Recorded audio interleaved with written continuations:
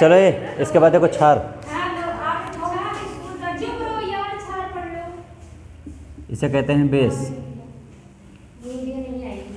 उसमें इसी का उल्टा लिखे थे ना,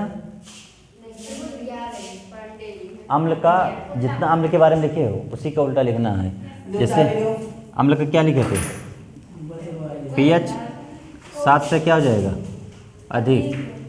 दूसरा पॉइंट ये क्या देते हैं, OH माइनस।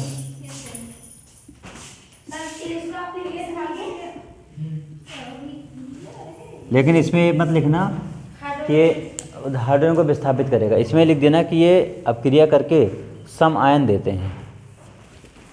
ये धातुओं से अपक्रिया करके सम आयन देते हैं कि मतलब हाइड्रोजन को भी विस्थापित करेगा किसी एक को भी, और पूरे यौगिक को विस्थापित कर देगा। ये धातु से अपक्रिया करके सम आयन देते हैं।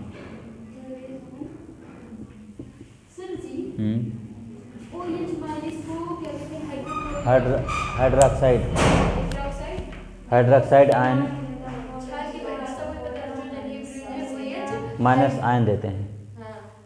OH माइनस जरूर लगाना, आयन हाइड्रोक्साइड। OH पूछ रही हैं वो।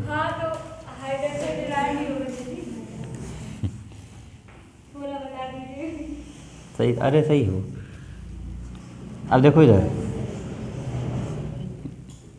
किसी तत्व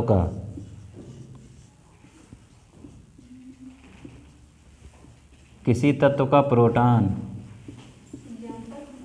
एग्जाम्पल नहीं है, एकदम सवाल है कि किसी तत्व का प्रोटॉन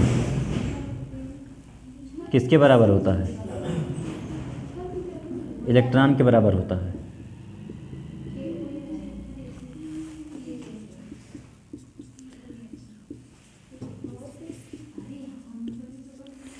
किसी तत्व का प्रोटॉन इलेक्ट्रॉन के बराबर होता है, इसको सिद्ध करने के लिए क्या करोगे जानते हो? इतना देखो इधर, इसको इसे नोट करते जाओ, जहाँ तक नोट कर लेना बताना। परिभाषा ये तीनों से बना सकते हो।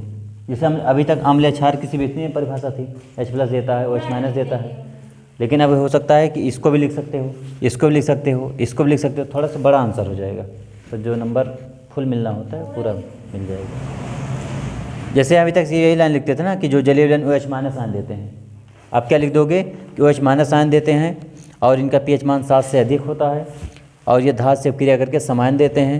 इतना जब लिखोगे तो थोड़ा आंसर क्या हो जाएगा, बड़ा हो जाएगा, तो नंबर पूरा मिल जाता है। हाँ हाँ, जितना लिखोगे उतना नंबर मिलेगा।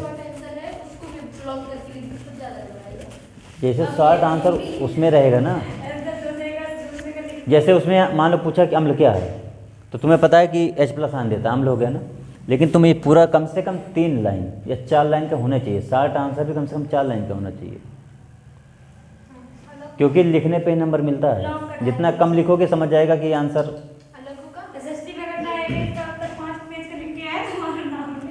इसको लिख दिए, मिटा दें इसको, यहाँ तक देखो, देखो इधर,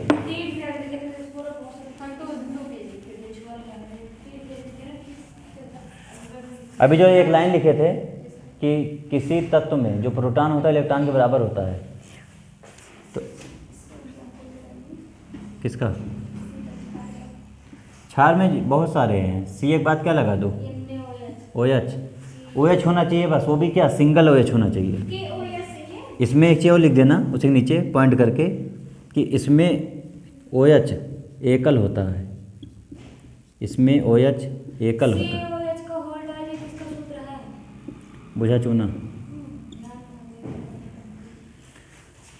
इसमें ये लाइन जरूर लिखना, CaO। इसमें क्या, इसमें OH क्या होता है, सिंगल होता है। देखो कैसे, अभी एक क्वेश्चन पूछ रहा हूँ, बताना इसमें सही कौन सा है। इसमें तो क्षार कौन सा है?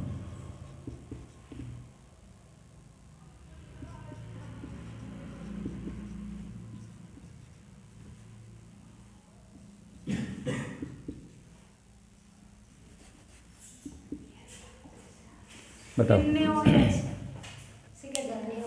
हाँ, और ये भी पता है कि क्यों ऐसा है, सिंगल OH होना चाहिए। इसमें देखोगे तो OH तो है, लेकिन इसके साथ जुड़ा है कौन सा, COOH। तो ये किस में जाएगा, दुर्बल क्षार में और दुर्बल अम्ल में। जब कार्बन की श्रृंखला लंबी रहेगी तो रहेगा तो अम्ल वो भी, जिसे भी ये क्या होता है, एस्टिक अम्ल होता है ना। लेकिन एस्टिक अम्ल में कार्बन की श्रृंखला देखो लंबी है, इसलिए क्या हो जाएगा, दुर्बल अम्ल। और प्रबल अम्ल ये सब होते हैं, ये हो गया तुम्हारा, ये हो गया H2SO4, HNO3। एक और होता है ये CL3 क्या कहते हैं, एक ऑक्जेलिक अम्ल होता है COOH। नहीं जल्दी बोलते ना जी, वो 3 अक्षर का वो भी था, होता है और वो दोनों मतलब परिभाषा में देखेंगे, परिभाषा जैसे थोड़ा बहुत चेंज रहती है। हाँ, तो यही इतने तुम्हें लिखना है कि कार्बन की श्रृंखला, कार्बन के साथ हाइड्रोजन क्या होगा, जब जुड़ेगा तो लंबी श्रृंखला बनाएगा। जैसे इसमें कोई लंबी श्रृंखला है, इसमें देखो लंबी श्रृंखला है, HCl दुर्बल मतलब अम्ल की,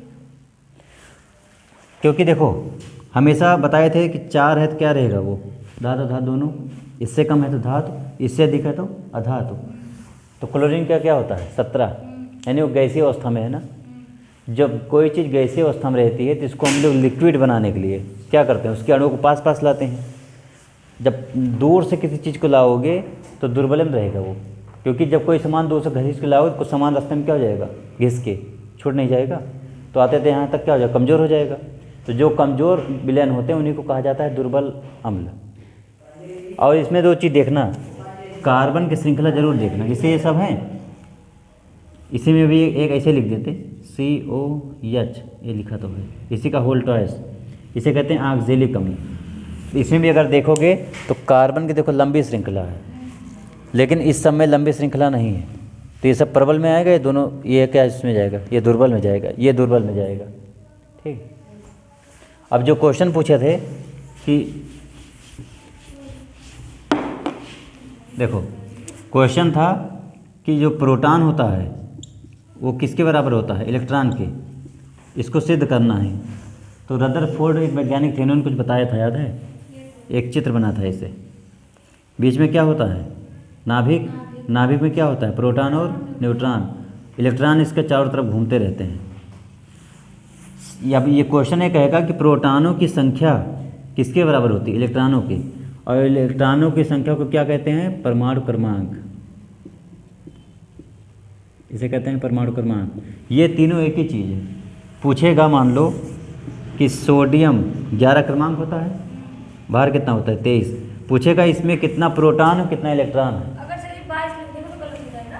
हाँ, दोगुना दुगना का मतलब होता है कि 22.99 ये होता है, तो इसको हम लोग क्या मानते हैं, 23 तो मानेंगे कहाँ 11 नहीं। इसका जो भार होता है देखना, उसमें लिखा होगा, किसी का दोगुना कर दो तो ही हो जाता है, मतलब जिसका ऐसे होता है, जैसे मान लो कि इसका दुगना कब होता है 22, जब 22.00 होता तो 22 से माना जाता। जब 22.50 से कम होता है तो उसी संख्या में जोड़ा जाता है, और 50 से ज़्यादा रहता तो अगले में जोड़ा जाता।